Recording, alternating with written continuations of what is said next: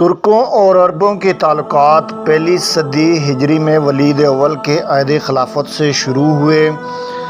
اسی عہد میں قتیبہ بن مسلم نے پکیز، بخارا، سمرقند، خوارزم، فرغانہ، شاش اور کاشغر کے ترکی علاقے فتح کر کے وہاں اسلامی حکومت قائم کی، لیکن ان فتوحات کا اثر ترکوں کے قبول اسلام پر بہت کم پڑا اور وہ بدستور بت پرستی کرتے رہے۔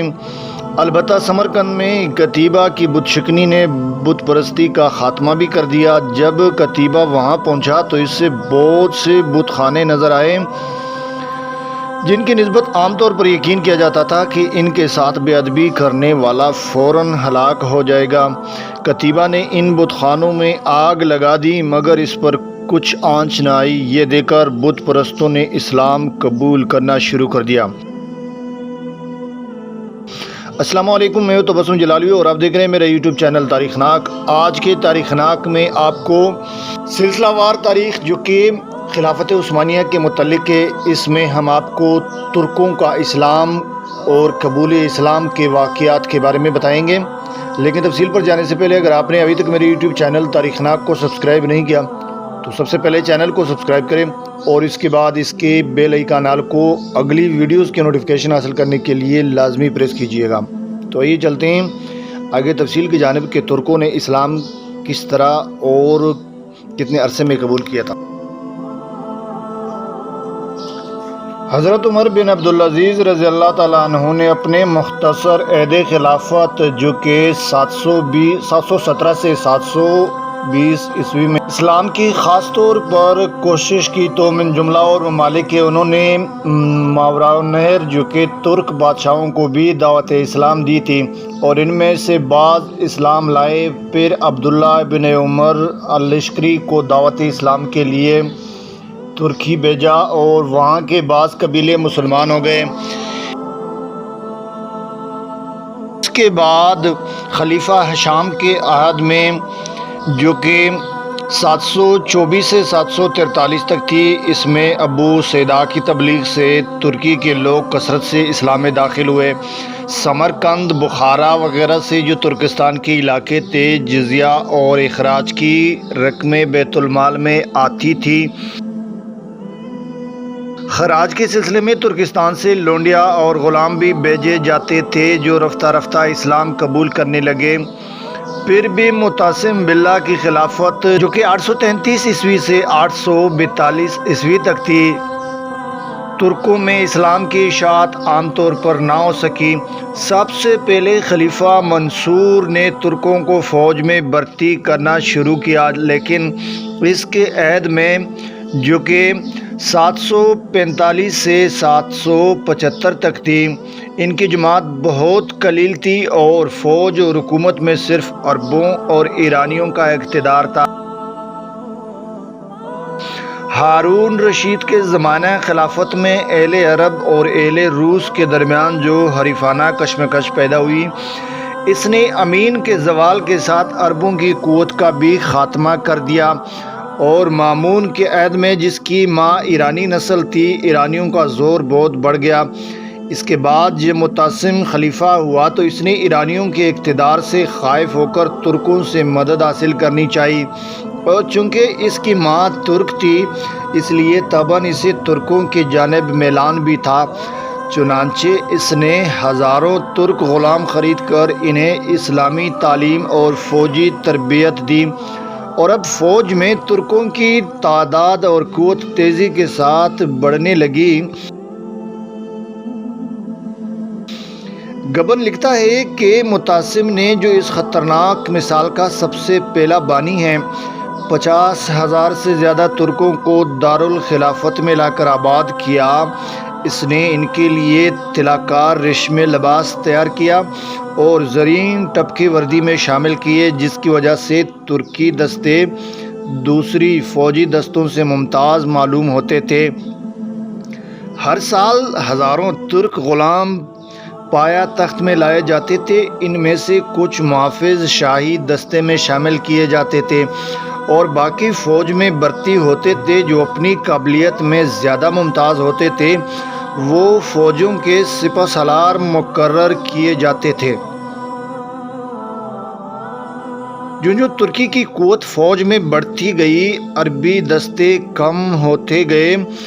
ترکوں کو چونکہ خلیفہ کی خاص سرپرستی حاصل تھی، اس لیے وہ کسی کی پرواہ نہیں کرتے تھے اور بغداد کی سڑکوں پر بے تحاشا گھوڑے دوڑاتے تھے، جس سے اکثر عورتیں اور بچے ٹکرا کر زخمی ہو جاتے تھے اور بعض اوقات تو مر بھی جاتے تھے۔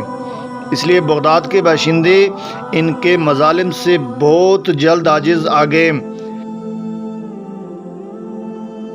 جب متعصم کے پاس ان کی شکایتیں کثرت سے پہنچنے لگی تو اس نے فیصلہ کیا کہ ترکوں کے لیے بغداد سے باہر ایک چھاؤنی کیوں نہ بنائی جائے۔ اسی غرض سے اس نے سامرا کا مقام پسند کیا، جو بغداد سے تقریباً 60 میل کے فاصلے پر واقع تھا۔ یہ مقام اس کو اس قدر پسند آیا کہ اس نے اس کا نام بدل کر سرمن رائے، یعنی جس نے دیکھا خوش ہوا، رکھ دیا۔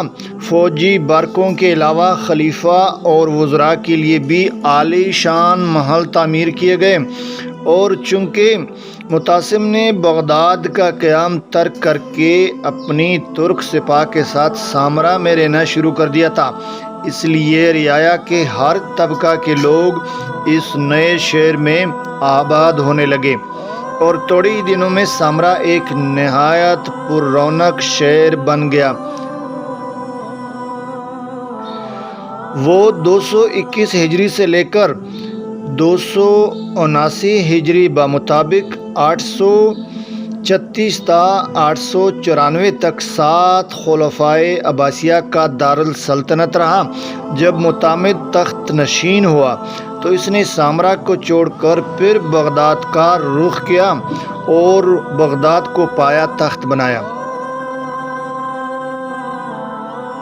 متعصم کی ترک نوازی کی وجہ سے رفتہ رفتہ ترکی شہزادے اور امراء بھی ترکستان سے آ کر سامرا میں آباد ہونے لگے، جن میں بعض بت پرست اور بعض آتش پرست تھے اور بعض مسلمان ہو گئے تھے۔ دارالخلافت میں رہنے کے بعد غیر مسلم ترکوں میں بھی اسلام پھیلنے لگا، اور اس تعلق سے ماورا النہر کے ترکوں میں جو اپنے وطن میں مقیم تھے اسلام کی اشاعت ہونے لگی۔ ترک سرداروں کے اسلام قبول کر لینے سے ان کے جرگے اور قبیلے بھی مسلمان ہوتے گئے۔ 34 صدی ہجری یعنی 10ویں صدی عیسوی میں ترک بطوع خاطر بکثرت اسلام میں داخل ہوئے۔ 349 ہجری بمطابق 920 عیسوی میں 2 لاکھ ترک گھرانے یعنی خیمے مسلمان ہوئے۔ ابن اسیر کا بیان ہے کہ ماورا النہر کی ایک ترکی قوم کے 10,000 گھرانے جو بلاساغون اور کاشغر نواح اسلامی علاقوں پر دعوے مارا کرتے تھے، صفر 435 ہجری بمطابق دسمبر 1043 میں اسلام لائے۔ خلیفہ معتصم کے بعد ترکوں کا اقتدار فوج میں روز بروز بڑھتا گیا اور نوبت یہاں تک پہنچی کہ خلیفہ بغداد کا ازل و نسب تمام تر انہی کے ہاتھ میں آ گیا۔ نہ صرف تخت بلکہ خلیفہ کی زندگی بھی انہی کے رحم و کرم پر تھی۔ انہوں نے متعدد خلفاء کو ذلیل کر کے تخت سے اتارا اور بعضوں کو قتل بھی کر دیا۔ نتیجہ یہ ہوا کہ دولت عباسیہ کا زوال سلطنت کے ہر حصے میں نمایاں ہونے لگا۔ مختلف صوبوں کے گورنروں نے پایا تخت سے آزاد ہو کر اپنی اپنی خود مختار حکومتیں قائم کر لی۔ مثلاً ایرانی گورنروں نے خراسان میں طاہریہ، فارس میں صفاریہ، ماورا النہر میں سامانیہ، آذربائیجان میں ساجیہ اور جرجان میں زیاریہ کی جداگانہ حکومتیں قائم کر لی۔ اس طرح ترکوں نے مصر میں تلوینہ، ترکستان میں الیکیا، پھر مصر میں اخشیدیہ اور افغانستان و ہند میں دولت غزنویہ کی بنیاد ڈالی۔ یہ تمام حکومتیں 3 صدی کے وسط سے 34 صدی ہجری کے وسط تک قائم ہو گئی۔ 5ویں صدی ہجری بمطابق 11ویں صدی عیسوی میں ترکوں کے ایک نئے گروہ نے خراسان میں دولت سلجوقیہ کا بنیاد رکھا۔ تو یہ تھی ترکوں کے اسلام لانے کے واقعات، اور اس کے بعد نتیجے کے طور پر جس نئے گروہ نے خراسان میں ایک نئی دولت کا بنیاد رکھا تھا جسے دولت سلجوقیہ کہتے ہیں۔ آج کے لیے اتنا ہی۔ زندگی رہی تو انشاءاللہ اگلے ولاگ میں ہم آپ کو آل سلجوق کے بارے میں بتائیں گے کہ آل سلجوق کون تھی اور یہ کیا کرتے تھے اور ان کے کارنامے کیا ہیں۔